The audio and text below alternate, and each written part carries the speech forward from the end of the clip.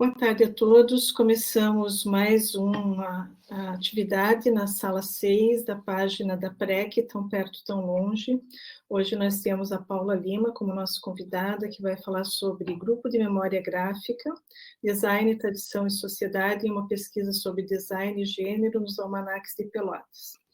A Paula é nossa professora da universidade, nossa colega, né, professora adjunta da UFPEL, possui doutorado e mestrado em Memória Social e Patrimônio Cultural, também pela UFPEL, é especialista em mídias na educação pelo IFSU Rio Grandense, graduação em artes visuais com habilitação em design gráfico, também pela UFPEL, e graduação em licenciatura plena em design pelo IFSU Rio Grandense.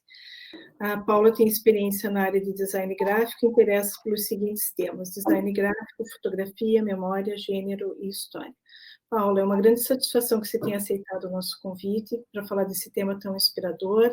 Paula é nossa colega na PREC, então agora compartilhamos um outro momento diferente das outras atividades da PREC, né? Tenho certeza que nós teremos uma ótima conversa. Eu vou desligar minha câmera para a gente melhorar a transmissão, mas eu estou aqui atrás. Deixa eu só confirmar se eu te passei a você está como apresentadora, né? Já está ok. Uhum. Qualquer problema que haja dentro da sala, eu estou aqui para apoiar. E depois que você terminar, daí sim eu volto e daí a gente abre para conversa. Tá bom? Tá bem. Eu mesma disponibilizo ali a apresentação? Isso, você já está como apresentadora, daí você pode agora trazer a tua apresentação. Uhum.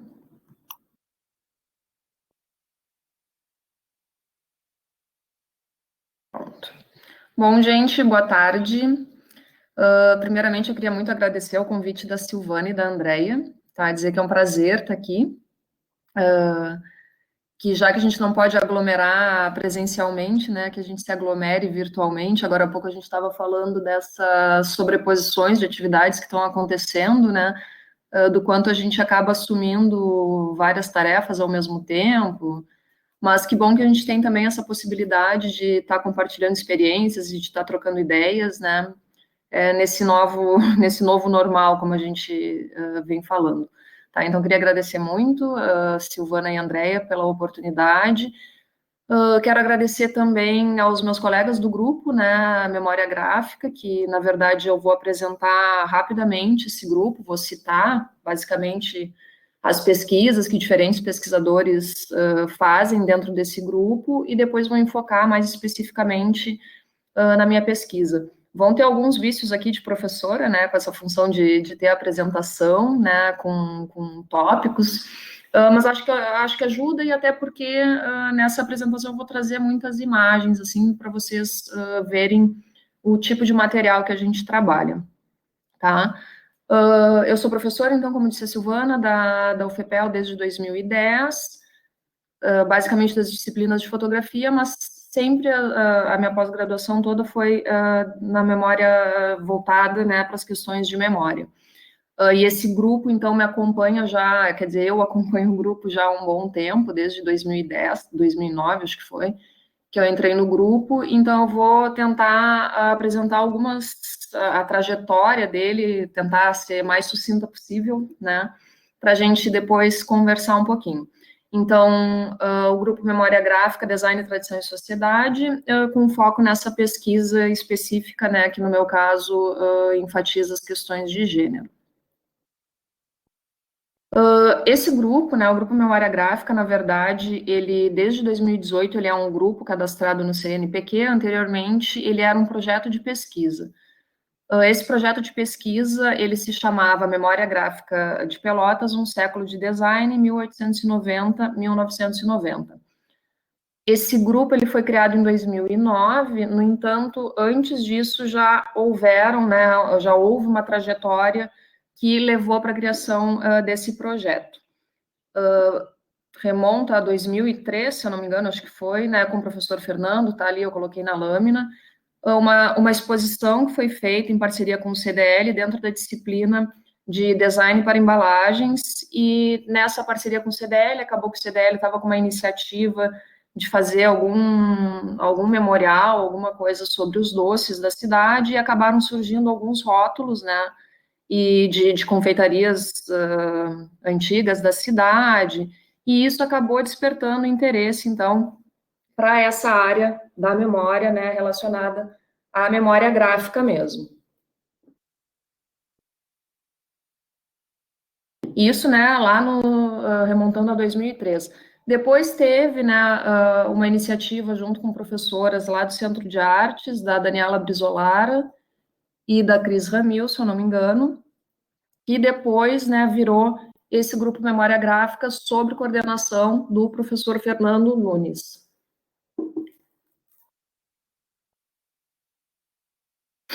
Aqui algum pouco, né, da linha de pesquisa que a gente desenvolve. A gente tem basicamente 3 linhas: estéticas e linguagens do design, memória, identidade, tradição e sociedade, e técnicas e tecnologias. Uma coisa que a gente desenvolve, né, que é bem importante para o grupo, é o nosso seminário, que se chama Seminário Internacional Design, Tradição e Sociedade. Ele já teve 4 edições.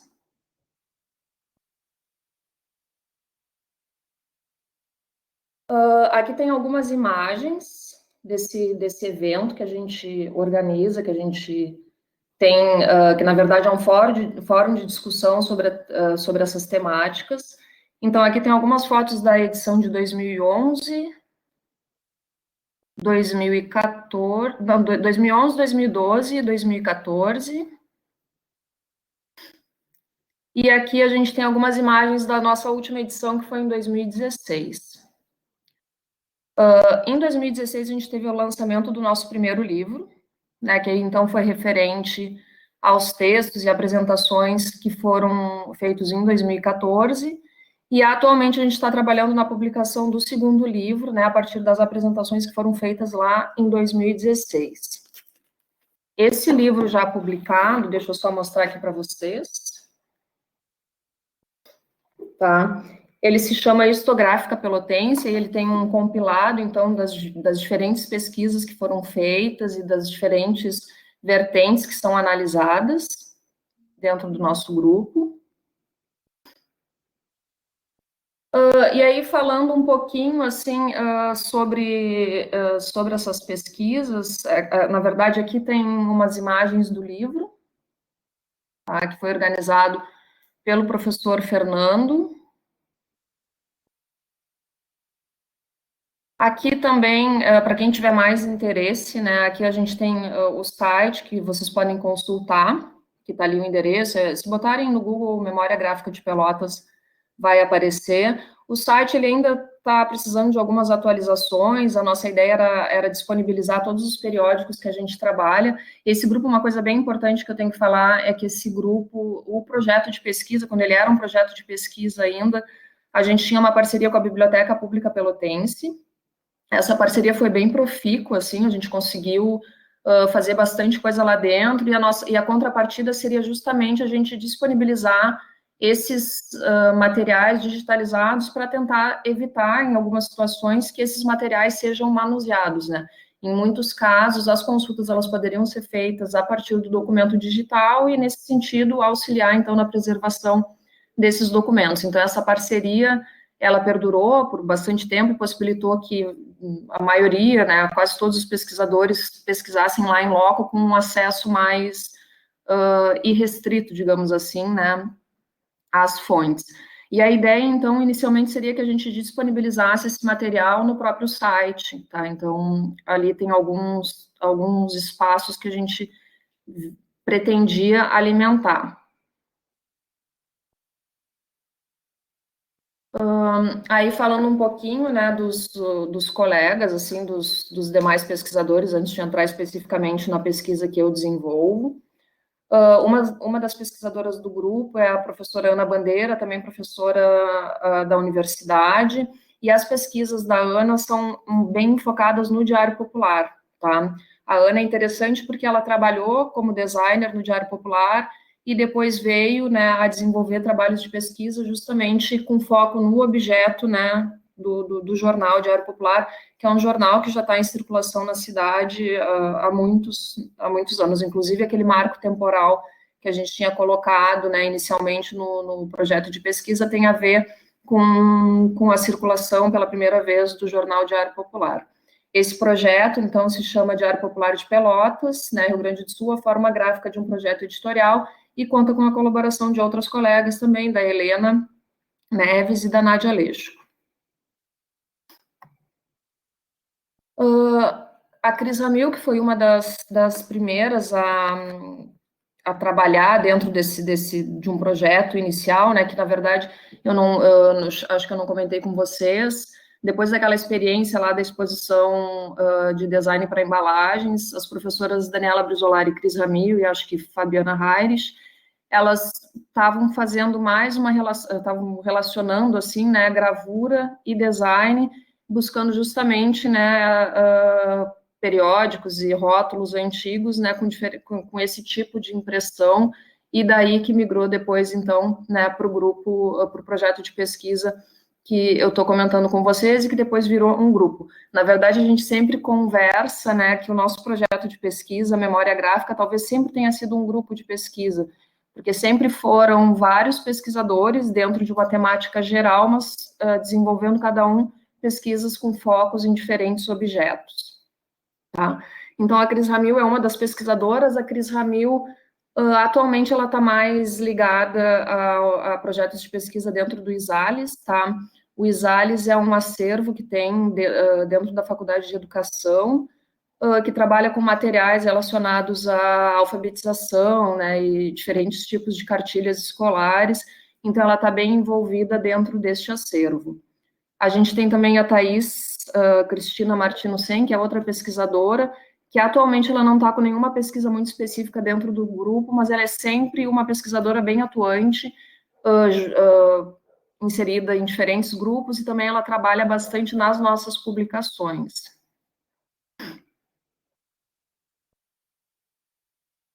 Depois o próprio professor Fernando, né, que é o líder do nosso grupo de pesquisa no CNPq. Inicialmente ele era o coordenador do projeto, então Memória Gráfica de Pelotas. Atualmente ele está com outro projeto de pesquisa, inclusive é associado à Unesco, né, e também associado ao Departamento de Economia da Universidade de Cádiz, na Espanha, e também ao nosso programa de pós-graduação em Memória Social e Patrimônio Cultural aqui da UFPEL. Normalmente as pesquisas do professor Fernando são mais relacionadas, né, à tipografia e também ornamentos. Agora esse novo projeto se chama Design e Desenvolvimento Territorial.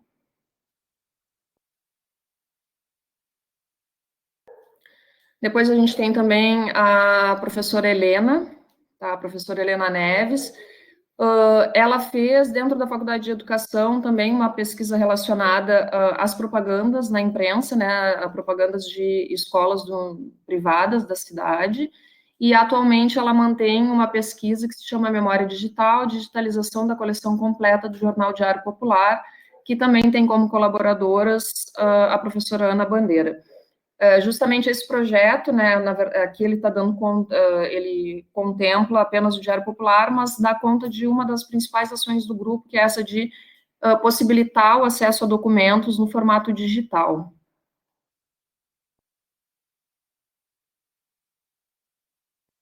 Depois tem a professora Nádia Leshko, que também é nossa colega na UFPEL, também é professora dos cursos de design, professora dos cursos de cinema também, lá do Centro de Artes, e ela desenvolveu no mestrado uma pesquisa que fez todo um mapeamento, né, um inventário da indústria gráfica de Pelotas, e depois no doutorado, na PUC, né, ela desenvolveu então uma pesquisa relacionada à passagem do Zeppelin, né, pelo Brasil, então, né, analisando as peças gráficas relacionadas a esse evento em específico.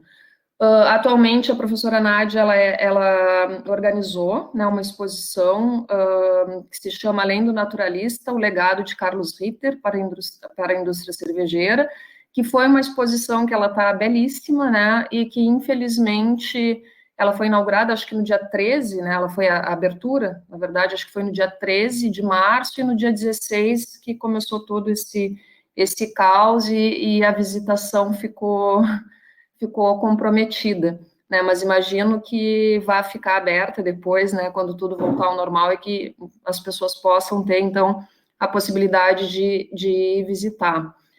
Essa exposição acabou que, né, possivelmente vai virar um projeto de pesquisa da Nádia, né, porque ela se deparou com muito material gráfico relacionado à cervejaria do Carlos Ritter, então, possivelmente, né, fica aqui como uma perspectiva futura, assim, de pesquisas que devem ainda aparecer dentro do nosso grupo. Depois, né, no meu caso, né, no mestrado, eu fiz uma pesquisa relacionada às peças gráficas do Parque Souza Soares.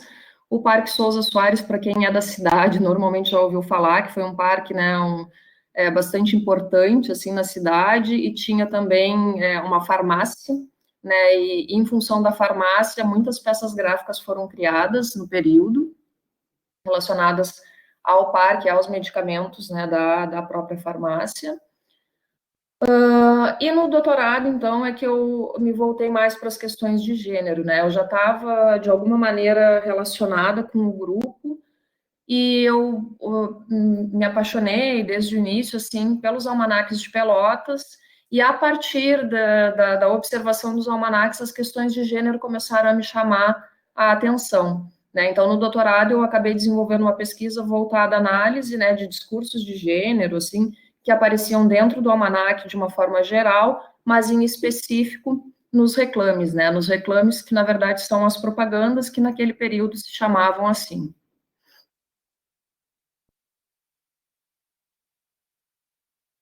Então, essa pesquisa, né, ela foi direcionada pela ideia, né, de que gênero ela é uma construção social, né, algo que se dá no nosso dia a dia, né, através dos discursos midiáticos ou não, né, nas conversas, nas mais diferentes atitudes.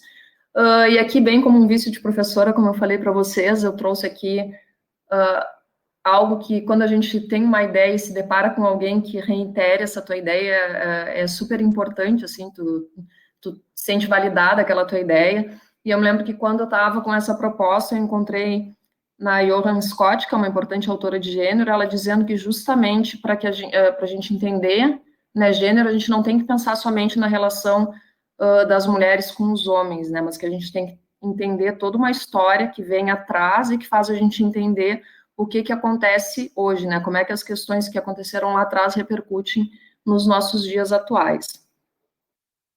Os almanaques de Pelotas, então, foi um periódico, né, que circulou na cidade de Pelotas entre os anos de 1913 e 1935. Os almanaques, eles eram anuais, era lançado um por ano, tá? Então, a gente tem aí algumas edições, e eles tinham muito uma ideia de agenda, assim, eles buscavam ser acompanhantes das pessoas ao longo daquele ano, orientar a vida prática das pessoas, desde pagamento de impostos, etc., mas também continham uma série de informações de entretenimento. Esses almanaques, então, de Pelotas, eles foram tomados não só como objetos de análise, mas eles foram tomados também como fontes de informação, né? Então, sempre que possível, se buscava nesses próprios objetos informações para embasar, né, a pesquisa. E, então, foram tomados, né, como veículos de memória com foco no gênero, tá? Aqui uma imagem do período de pesquisa nesses objetos, então, lá na biblioteca pública. Aqui, como a pesquisa era de design, aqui é um conta-fios, né, para a gente observar os tipos de impressão, né, que tinham no veículo.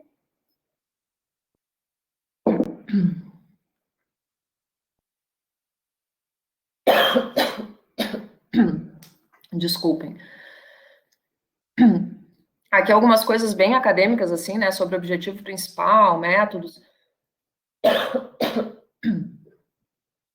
Uma coisa que foi bem importante, assim, com relação ao método, foi um caderno de campo que eu realizei, que que na verdade nada mais eram que anotações que eu ia fazendo à medida que eu observava esses almanacs. E por que eu digo que foi importante?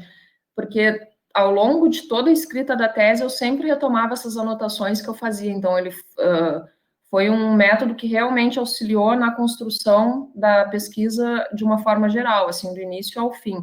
Eu colocava desde percepções mais superficiais até outras coisas que iam surgindo, assim, ao longo da pesquisa.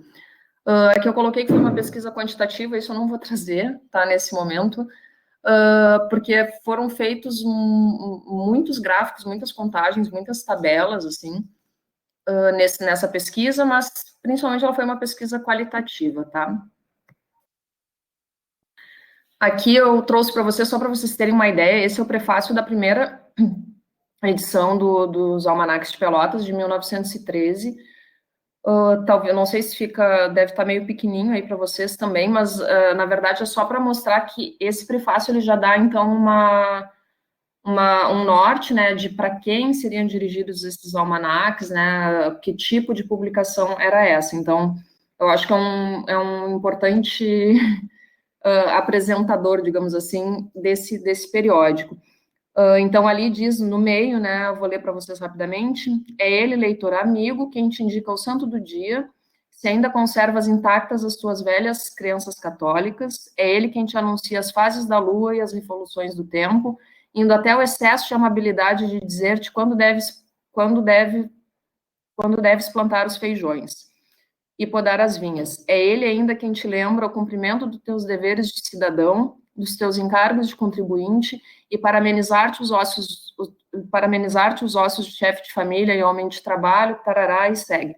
Aí eu até sublinhei ali, né, porque fala em chefe de família e homem de trabalho, então aí já começam alguns discursos de gênero, né, ou seja, o chefe da família e quem é a pessoa que trabalha, o homem, né, então, e direciona, dá esse norte, assim, do tipo de pensamento que norteava, né, esse periódico. E também ali, além disso, né, está dizendo, dá conta justamente dessa variedade de conteúdos que os almanacs traziam, tá? Iam, então, desde questões úteis até questões mais de entretenimento. Os almanacs de Pelotas, nenhum deles tinha o preço, né, divulgado ali no material. Quer dizer, acho que um deles tinha, e aí a gente conseguiu fazer uma equivalência, porque nem me lembro a moeda, se era réis ou não, mas a gente conseguiu fazer uma equivalência pelo valor que a gente encontrou nesse mesmo almanaque, do valor do quilo do café. Então, a gente concluiu que os almanacs seriam algo entre 35 e 50 reais, tá? E se a gente for pensar nos dias de hoje, 35 a 50 reais um volume que era bastante cheio de imagens, por exemplo, dá para se concluir que era uma publicação barata, tá? Ele era composto de páginas preliminares, assim, que eram páginas como essas que aparecem nesse slide. Essas páginas preliminares tinham, por vezes, fotografias, tinham os calendários do mês e tinha o que eles chamavam de memorandum, que vinha junto, né? Por exemplo, tinha o mês de janeiro, depois vinha o memorandum, que aí tu anotava, fazia anotações, bem com essa ideia de agenda realmente, tá? E ele era subdividido em 3 sessões, depois dessas páginas preliminares. A primeira sessão era variedades, aí justamente essa sessão dava conta de assuntos, como o próprio nome da sessão diz, né, temas variados, mas principalmente de entretenimento, realmente. Então tinha charada, tinha contos, também tinha fotografias, às vezes tinha receitas, tá? Então era bem diverso mesmo.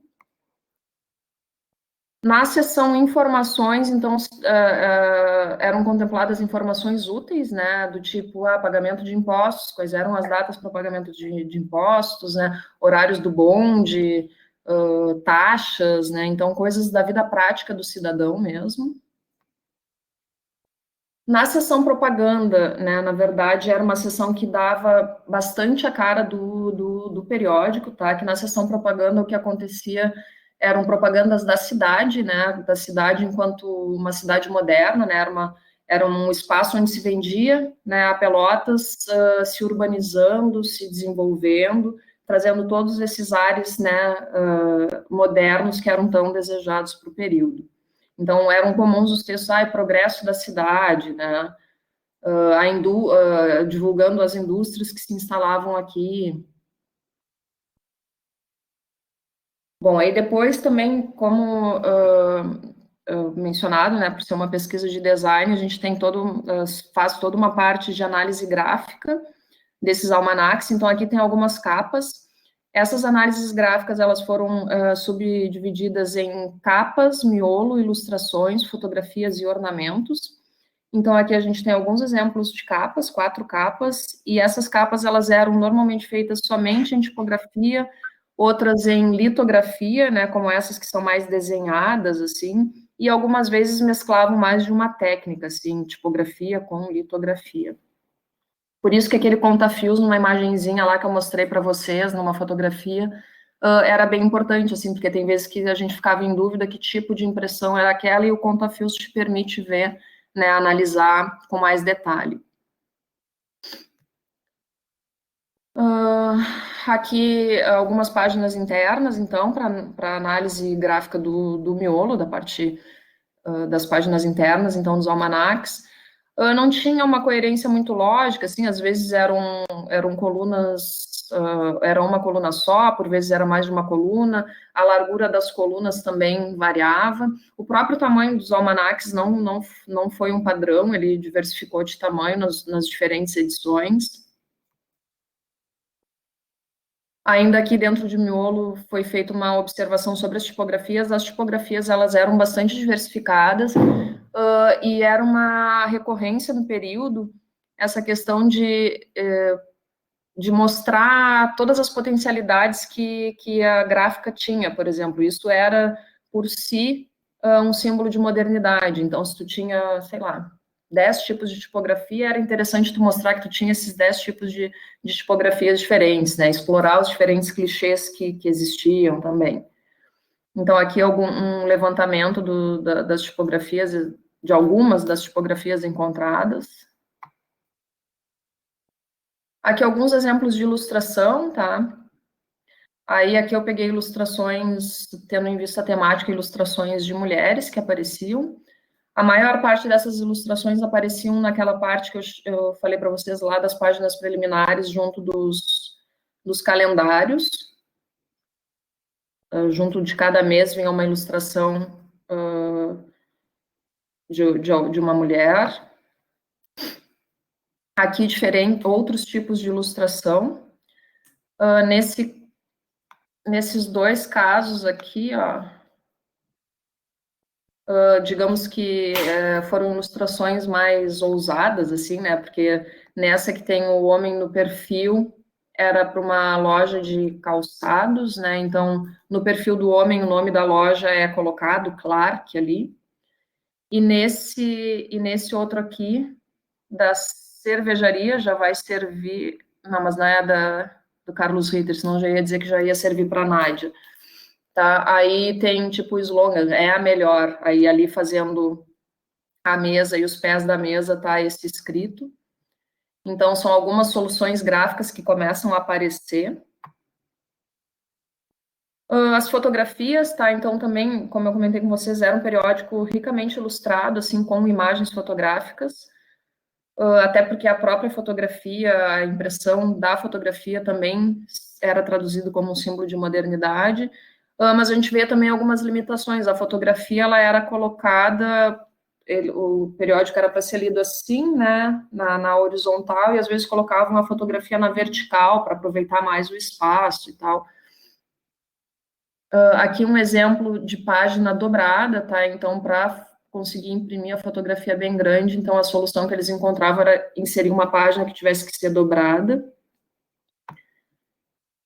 Aqui mais alguns exemplos de uso de fotografias em matérias ou em anúncios, como aqui, esses aqui de baixo são todos anúncios, e alguns exemplos em que as imagens começam a aparecer com algum recorte, como neste homem aqui, mas mesmo que a imagem ela tem um recorte, o texto em torno da imagem ainda é muito rígido, assim, então demonstra algumas limitações técnicas também do período, né, em termos gráficos. Depois os ornamentos, né, os ornamentos eles eram bastante evidentes também nos almanaques, e eles tinham basicamente inspiração na Art Nouveau e Art Deco, muito embora tenham chegado aqui com atraso, né, com relação à Europa, né, então aqui a gente está falando do início do século XX, e são movimentos, né, estéticos anteriores. Principalmente Art Nouveau, tá? Então aqui mais alguns exemplos de ornamentos que a gente encontra nas páginas dos almanaques. Uma coisa que eu queria comentar com vocês, por isso estão aqui as imagens, essas imagens, porque para contextualizar a questão do feminino, foi necessário falar da cidade, e tanto da cidade quanto das mulheres, sempre que possível a gente buscou nessa pesquisa apresentar a cidade, que era mostrada nos almanaques, mas também a gente tentou, através de outras referências bibliográficas, mostrar, tá, de fato, qual o outro lado da cidade, né, porque nos almanaques eram colocados somente, como eu comentei, essas questões de desenvolvimento, de urbanização, né, de indústrias. Então, a gente buscava informação dentro dos almanaques, mas também tentava contrapor com outras referências. Então, aqui a gente tem aqui a gente tem a 15 ali, né, bem junto da praça e do mercado, aparece o antigo Banco Pelotense, tem o 7 de Abril, o Guarani, tem a Santa Casa aqui embaixo. Tá. Depois aqui mais algumas imagens, aqui trazendo, nessas imagens aqui de cima, trazendo alguns serviços, né, apresentando alguns serviços que eram feitos justamente nessa busca por uma modernização da cidade. Então aqui exemplos de urbanização, né, das praças e dos parques, que também eram considerados aspectos modernos, né, iluminação pública, que também aconteceu no período, e também aqui alguns anúncios que trazem essa ideia, né, de modernização, seja trazendo um carro, né, a instalação de uma fábrica de velas e sabão, e aí aqui, assim como tinha, né, propaganda de carro, aparecia propaganda com uma charrete, outra com bicicleta, então existiam algumas dissonâncias, assim. Também sobre as mulheres, então, né, o que foi aparecendo na bibliografia sobre mulheres, a gente tentava, quando possível, ilustrar com exemplos que fossem encontrados dentro dos almanaques, né? Então, aqui, alguns exemplos de fotografias em que as mulheres aparecem. Aqui, outros exemplos de mulheres em situações de trabalho, sendo que é importante a gente destacar que em situações de trabalho ou eram como professoras, ou dentro de rouparias, ou das cozinhas de hospitais, né, profissões que eram, teoricamente, né, aceitas, né, para o público feminino. Aqui mais alguns exemplos, sendo que esse é um caso que é uma exceção, que aparece uma mulher, nessa foto aqui do topo, uma mulher como dentista, né, isso não era comum, então essa é uma exceção que aparece. Depois aqui em rouparias e numa cozinha. E aqui era uma página que trazia os formados, né, numa escola de comércio.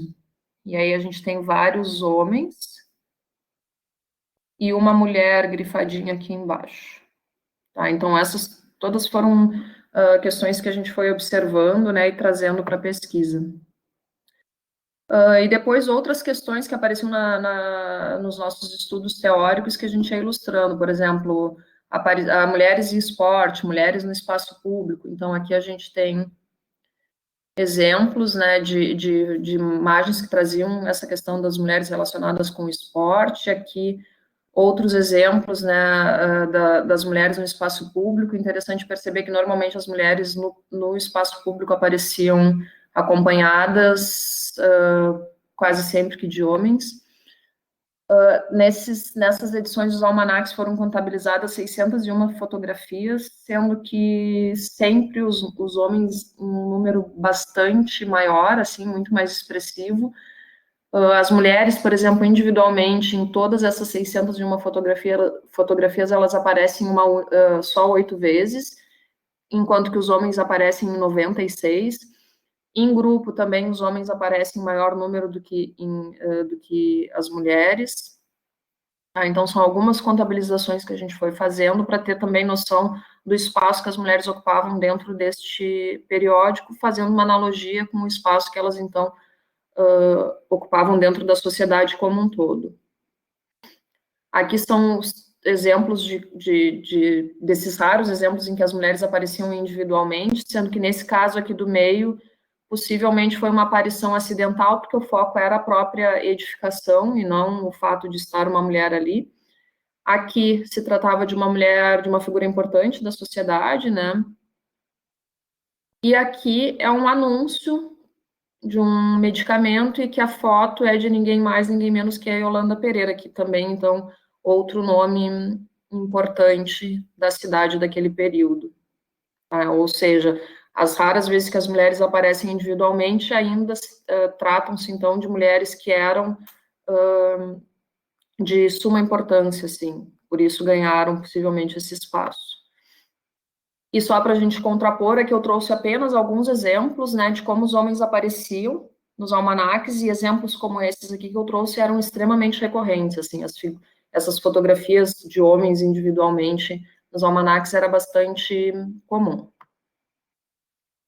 Alguns textos, tá, os textos acabava que eu me perdia lendo, porque tinha tanta coisa que para a gente ficar percebendo, então só vou falar alguns itens que aparecem. Então, esse aqui, só o título por si já é interessante, né, porque diz o ABC das mães de família. Aí, então, fala alguns requisitos, né, para essa mãe de família: jeitosa no regime da casa, mansa com os filhos e criados, obediente a seu marido. Então, são algumas das coisas que a gente foi lendo. Esse aqui também, o título já diz muito, né, que é os 10 mandamentos da mulher casada, então tem várias coisas aqui que daria para ler ele todinho, mas vou só falar alguns. Por exemplo, falando do marido, né, não o aborreças pedindo-lhe dinheiro, procura não exceder a cota mensal que foi fixada, farás bem em conservá-lo com boa alimentação, não pronuncies nas discussões sempre a última palavra, leia alguma coisa mais do que anúncios matrimoniais e mortuários para falar com ele coisas que possam interessar, ou seja, além de estar indicando que a mulher lia coisas que não eram interessantes, indicava que tu lesse, né, mas para conversar com o marido, ou seja, ler coisas que sejam do interesse do marido. Então, são várias coisinhas que a gente vai observando. E depois o foco nos reclames, então, né, que é o foco específico da pesquisa. Aqui alguns exemplos, tá? Os reclames, eles eram os mantenedores, assim, da publicação, obviamente, né? Então, os almanacs, eles têm muitos reclames, eles têm mais de 4.100 reclames nessas edições, de 1913 a 1935, e eles eram extremamente variados, eles apareciam em diversos espaços. Tinham páginas sequenciais com muitos reclames, tá? Tinham reclames de mais de uma página. Aqui é um exemplo de reclames de mais de uma página, são 3 páginas de um anúncio. Os reclames, eles apareciam como nessas 2 imagens da base, na capa, assim, bem no centro, mesclados aos elementos gráficos da capa. E aqui uma curiosidade que é uma propaganda, então, de uma empresa, né, justamente do que seria uma empresa de publicidade daquele período. Então, era realmente uma área que tinha bastante demanda, assim. Aqui, as páginas que apareciam reclames em sequência, assim, eram várias páginas com reclames sequenciais. Aqui, só para a gente ter uma noção, essa página aqui, acho que vocês enxergam a mãozinha que eu estou indicando aqui? Eu não estou grifando, né? Deixa eu ver aqui. Aqui. Ó, como esse aqui, por exemplo, eu não sei se dá para vocês verem que tem umas linhazinhas ali vermelha dividindo, os anúncios muitas vezes eles vinham misturados, né? Então não tinha muito uma subdivisão de quando de quando terminava um anúncio e iniciava outro, né? Então eram era bem diversificada as possibilidades que os anúncios apareciam. Nesse outro caso aqui, por exemplo, ó, era um pedacinho pequenininho, assim, de folha colocada na encadernação, né? Então, era um anúncio que não tinha o tamanho da página, né? E aqui um outro anúncio que todos nós do grupo, né, somos apaixonados, porque ele graficamente ele tem vários recursos explorados, assim, que é um anúncio do Diário Popular dentro dos almanaques de Pelotas. Aqui alguns outros exemplos de anúncios, tá? Alguns com algumas diagramações um pouco mais ousadas, assim. Alguns que a gente não entende o porquê do uso de tanto espaço, mas óbvio que era por limitações técnicas e às vezes, sobrou uma página lá, vamos botar um anúncio e aí ocupa aquela página toda sem realmente ter necessidade. Ilustrações mais elaboradas, né? Então a gente encontra de tudo um pouco. E depois aqui eu vou trazer as imagens dos anúncios que foram analisados na pesquisa que tem a figura de mulheres, tá? Então, são 4.107 reclames e foram desses, a gente analisou todos os anúncios que tinham a figura feminina, sem contar os repetidos, porque também era bem recorrente a repetição de anúncios exatamente iguais de um ano para outro, assim, tem um anúncio que é repetido, sei lá, mais de 10 vezes em diferentes anos, exatamente com a mesma solução gráfica. Tá? Então, foram analisados, sem contar as repetições, foram analisados 43 anúncios com a figura feminina. Tá? Então, os anúncios eles foram agrupados de acordo com a temática. Aqui embaixo a gente tem a figura da mulher como cuidadora dos filhos, né, amamentando. Ou aqui não é só porque a imagem está pequena, tá? No próprio almanaque é uma ilustração que tem as linhas muito fininhas, é de difícil visualização. A mulher é também a mulher cuidando dos filhos, mas numa situação externa, na rua, assim, se tem um cenário de urbanização que aparece. Aqui segue a função da mãe com os filhos, né, como temática, e aí, então, esse aqui aparece junto nesse grupo, porque esses dois anúncios de cima, que aparece a mulher com os filhos, são de eletrodomésticos, né, de refrigeradores, e aqui embaixo também é a chegada de um refrigerador, mas aparece só uma mulher aqui, que não está cuidando dos filhos, mas está ali por se tratar do mesmo tipo de produto. Aqui outros exemplos, né, da mulher em serviços domésticos, nesses três aqui. A mulher varrendo a casa, passando uma espécie de vassoura elétrica e lavando roupa. E aqui um exemplo em que a mulher aparece num tipo de serviço que não doméstico, mas de costura, tá? Possivelmente costura para casa, digamos assim, né? Cuidando das roupas dos integrantes da família.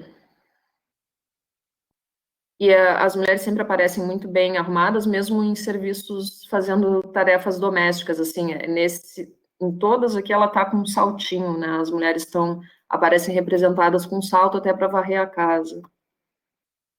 Aqui outros exemplos de figura feminina, mas aqui foi um grupo que a gente colocou mais como a mulher representada de uma forma mais alegórica ou mítica, assim, tá?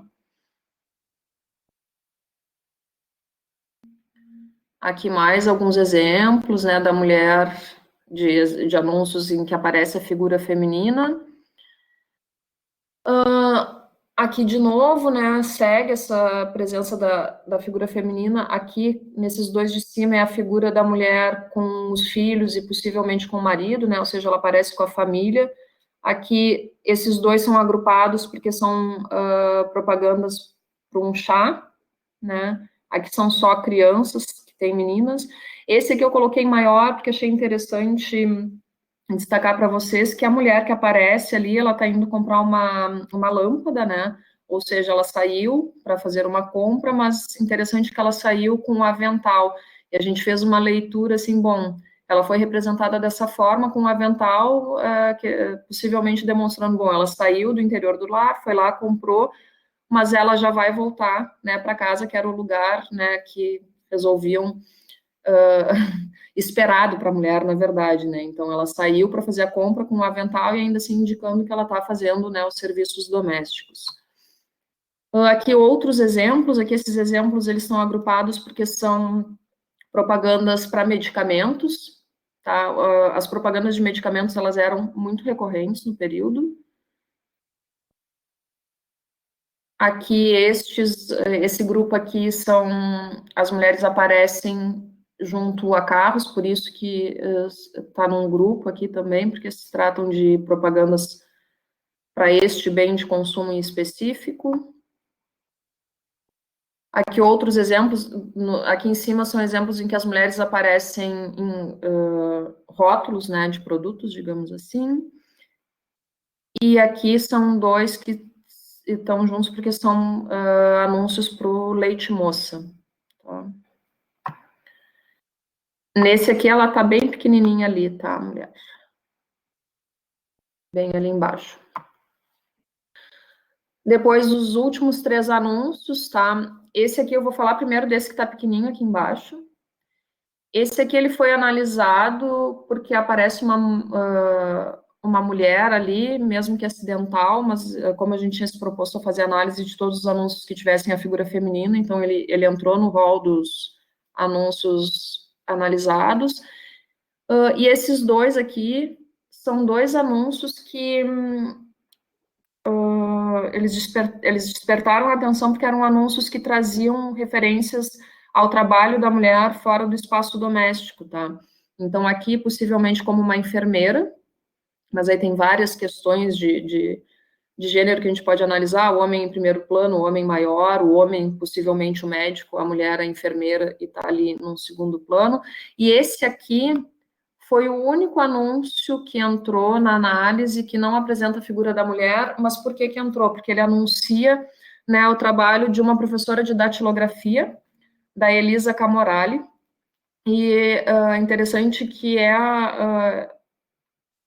faz a propaganda de um trabalho de uma professora, mas a gente tem ali a imagem de um homem, né? Então a gente fez algumas análises nesse sentido. Aqui eu coloquei a referência da tese, tá? Mas caso alguém tenha interesse, a tese é só botar a tese Paula Garcia Lima, que ela aparece facilmente, tá? Na internet. Coloquei de novo aqui o site do Grupo Memória Gráfica, para vocês, quem tiver interesse, entrar. Também botando no Google lá Memória Gráfica de Pelotas, aparece facilmente. O meu muito obrigada inicial, porque acho que agora quem quiser a gente vai bater um papinho, e tá ali meu e-mail também, para quem ficar mais à vontade e tiver interesse, pode me escrever, tá? paulagelima@gmail.com. E agora eu vou ali para a Silvana e a gente tá aí para conversar, gente. Fiquem à disposição. Eu vi que a Nádia está online, a Nádia é do grupo de pesquisa, então se a Nádia... Também tá. A Cris Ramil está ali. Que legal, Paula, que bacana. Foi fantástico que você deu esse panorama geral, né, do projeto, vários, né, linkou com vários outros projetos muito interessantes e apresentou também o teu. Muito bacana. Eu não sei, quando eu sou historiadora, né, é impressionante o fascínio que exerce sobre nós essa documentação antiga, né, todas as representações. E como historiadora eu sempre faço um exercício, porque você olha para essas representações e que de alguma forma te causa estranheza, tanto que chama atenção, né? É diferente, nós vivemos isso. E daí você faz o exercício de pensar de que, sei lá, daqui 40, 50 anos, alguém vai olhar para o que nós dizemos e representamos agora e vai dizer: ora, vejam só como eles representavam as mulheres naquela época. É muito interessante esse exercício, assim, de movimento no tempo, né, do olhar, né, do passado. Eu fiquei curiosa, Paula, qual era o grupo que publicava o Almanac? Era ligado ao Diário Popular? A gráfica do Diário Popular, os almanacs eles foram impressos por 3 gráficas. teve um período que foi impresso pela gráfica do Diário Popular, mas não eram do mesmo grupo, não. Usou por um momento a gráfica. E todos os anunciantes eram locais, porque, por exemplo, Leite Moça não era local. Não eram todos locais. Tem alguns, tem os de carro, por exemplo, da Ford, né? Então tem alguns que não eram locais, não. Ah, que legal. Café Aspirina, por exemplo, outro exemplo que também não era local. Às vezes tinha, por exemplo, uma propaganda de algo que era como, não é o caso do leite moça, mas, por exemplo, toda uma propaganda do leite moça e aí embaixo, sem destaque, aonde tu poderia encontrar na cidade. Tá. E esse teu recorte, 1913, 1935, é o período todo que ele foi publicado? Isso. E nesse período que ele foi publicado, foi dando para ver, assim, no meio ali foi quando o almanac teve um maior número de páginas, assim, que também foi uma leitura que a gente fez relacionada ao desenvolvimento econômico da cidade, né? Ou seja, ele atingiu um máximo de páginas quando, a princípio, foi um momento de maior pujança, assim, e depois que quebrou o Banco Pelotense foi quando ele começou a entrar em declínio, foi minguando, assim, até que... Mas ele não se despede, a edição de 1935 não diz que é a última, assim, então foi algo que aconteceu ali e que não deu para retomar. Foi abrupto. Eu queria pedir para as pessoas, várias estão ali te elogiando, né? Mas a gente poderia abrir os microfones. A Cris escreveu, mas se quiser falar, Cris, para a gente tornar isso mais... E até porque eu até trouxe um foco maior na minha pesquisa, assim, mas a ideia foi apresentar o grupo também, obviamente eu não consigo falar da pesquisa dos colegas como eles próprios, assim, então fiquem à vontade se vocês quiserem, gurias, vai ser super bem-vindo, tanto a Cris quanto a Nádia. Microfone. Mas, Cris, se quiser entrar e sair, entrar de novo e acionar o microfone, seria legal. A Nádia também estava falando ali dos rótulos da cervejaria Ritter. Nádia ainda está aí? Tem todo um trabalho em andamento. Né? E acho que para a própria exposição, essa que foi aberta no Museu Carlos Ritter ali, acho que a Nádia já teve que fazer um super levantamento, assim, então ela me comentou, é um possível projeto de pesquisa para o futuro, mas acho que, na verdade, essa pesquisa já está acontecendo, talvez não esteja protocolada apenas, né, porque... O futuro já está aí. É. A Darlene faz uma questão bem interessante, né, sobre, além das mulheres, é perceber que as negras não apareciam de forma alguma, não existiam negros em Pelotas. Tu sabe, Darlene, que na pesquisa eu trago alguns dados, assim,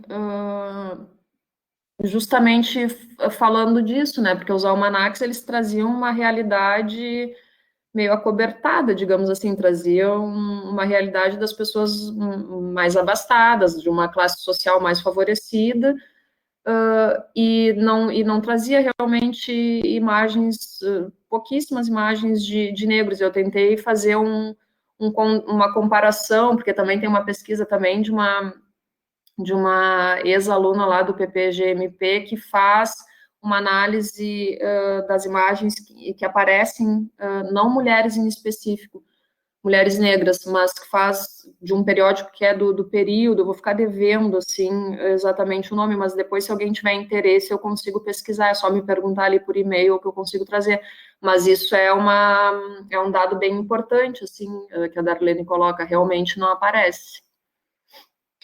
Elas aparecem em algumas fotografias, justamente quando elas, ali, algumas que eu mostrei, tem a presença de mulheres negras trabalhando, acho que é na cozinha de um hospital, não me lembro se é da Santa Casa ou da Beneficência, que elas aparecem, e também na rouparia, eu acho que sim. Esse formato do almanac, ele não é exclusivo daqui, né? Ele se repete em outros lugares. Sim, os almanacs, eles foram um gênero de publicação que ele variou bastante. Inicialmente, os almanacs, eles tinham uma temática mais de astronomia, assim, e tinham os almanacs medicinais também, só que eu acho que os que mais perduraram foram os almanaques tipo esses de Pelotas, que eram com essa ideia mais de variedade, assim, de englobar diferentes temas, e o que é mais interessante dos almanaques era essa intenção de acompanhar, né, o leitor ao longo do ano, assim, de ser partícipe, assim, né, do dia a dia das pessoas ao longo do ano inteiro. Era uma publicação mensal? Qual era? Os almanaques, eles eram anuais. Ah, tá. Ele era uma publicação, assim, eu desconheço outros, assim, em específico, mas o de Pelotas, ele era um para o ano inteiro, assim, e a grande maioria deles tinha esse caráter, dos que eu tive acesso, assim. O próprio Parque Souza Soares, ele tinha uns almanaques, mas eram, que foi da pesquisa que eu desenvolvi no mestrado, mas aí eram almanaques com medicinais, assim, eram quase uma farmacinha para tu te automedicares, assim, era... Propaganda Eles traziam, obviamente, que a ideia era fazer propaganda dos medicamentos que eles produziam e ensinando quando e em que situações tu toma tal remédio. A Nádia está escrevendo. Nádia, não quer acionar teu microfone? Não quer falar? Se quiser abrir Fala a aí, câmera, Nádia. se quiser abrir a câmera, também é bem-vinda. Super. Acho que eu devo ter deixado faltando alguma informação. Uma coisa que a Nádia tinha me comentado que é bem... Tá aí, a Nádia, pode falar. Eu tô atrapalhada porque eu tô praticamente em duas lives ao mesmo tempo aqui em casa. Então, eu tive que sair do lugar e me esconder em outro porque tava rolando outra live lá na sala. E aí, então, sobre a exposição do Carlos Ritter, eu vou falar rapidinho porque eu vou ter que voltar para essa outra sala. Então, sobre a exposição do Carlos Ritter, a gente fez uma pesquisa, um apanhado histórico da trajetória da atividade cervejeira dele em Pelotas, e buscando evidências, buscando produtos que fossem os rótulos, tudo que fosse remanescente dessa tradição cervejeira, os rótulos, os anúncios, cartazes postais, enfim, a gente reuniu um acervo, né, com a equipe do Sul Design, e aí a gente organizou essa exposição sobre duas linhas, dois infográficos, que seriam o infográfico da linha do tempo da atividade cervejeira do Carlos Ritter e o infográfico da produção da cerveja, porque é um museu de biologia, então conta-se o processo de produção da cerveja a partir da perspectiva biológica, química. Então, é uma pena que a exposição foi aberta dia 13, como a Paula muito bem comentou, dia 13, e foi 3 de março, nesse mesmo dia foi lançada a nota de suspensão das atividades presenciais, e na segunda-feira o museu fechou. Então, a gente está organizando aqui, em seguida eu convido vocês a visitar uma exposição para o meio virtual dessa exposição física. Então, a gente está estudando tecnologias e formas de fazer isso. É isso aí, gente. Obrigada. Beleza, eu não consegui... trabalho, Paulo. Ficou sensacional. Obrigado, Nádia. E eu não consegui visitar a exposição, mas eu já vi imagens e sei que está lindíssima a exposição, então... Eu vi a exposição, eu estava lá na abertura. Abriu na sexta-feira, só o grupo que foi na abertura. Estava uma chuvarada, não foi um dia que choveu, não? Já nem me lembro. Não, essa foi a abertura, a reinauguração do museu. Do museu, né? Tá certo. Obrigada, Nádia. Parabéns pela fala. Obrigada, acho que tem muita coisa boa vindo, né? Agora eu estava vendo ali a Darlene, eu não sei se eu entendi tua pergunta aqui no chat, Darlene. Dentro dos almanacs foi feita uma contabilização do número de fotos e quantas fotos aparecem mulheres e quantas aparecem homens. Também foi feita uma contabilização do número de textos que aparecem assinados por homens e por mulheres, assim, é uma diferença discrepante, principalmente nos textos. Eu não sei se era essa a tua pergunta, Darlene, se tu quiser especificar melhor ou quiser até abrir o microfone, fica à vontade.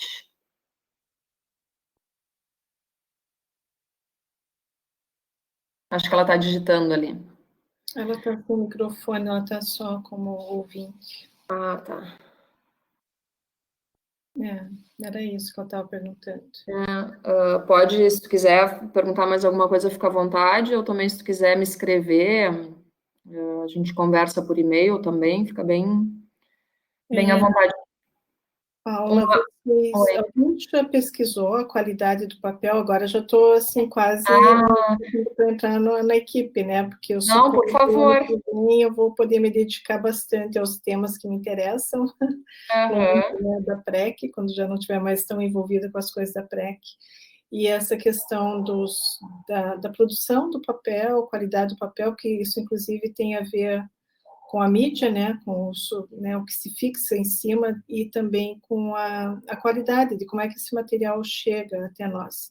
A princípio, é um papel industrializado, né, voltado justamente para a impressão gráfica, mas pode ter algumas coisas interessantes sobre isso. Com certeza, tu teria muita coisa, eu acho, para acrescentar, Silvana.